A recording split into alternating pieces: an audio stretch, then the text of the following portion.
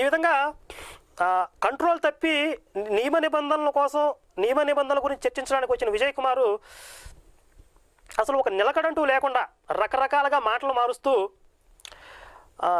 ఈ డిబేట్ జరగడానికి కావలసిన వాతావరణాన్ని పూర్తిగా చెడగొట్టేసి ఒక వీధి రౌడీలాగా ప్రవర్తిస్తూ పక్కనున్న వాళ్ళ పెద్దవాళ్ళని కూడా చూడకుండా నోటుకొచ్చినట్టుగా దురుసుగా మాట్లాడుతూ నానా రభస చేసి వెళ్ళాడు.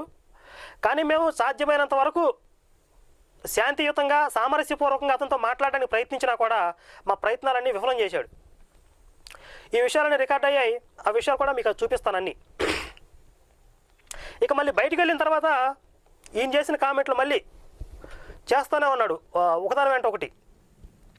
ఏంటంటే 350 కోట్ల మంది క్రైస్తవులు నమ్ముతున్న బైబిల్ గురించి పుస్తకం రాయడానికి కరుణాకర్ ఎవరు, హిందువులు బైబిల్ గురించి మాట్లాడడం ఏమిటి అని చెప్పి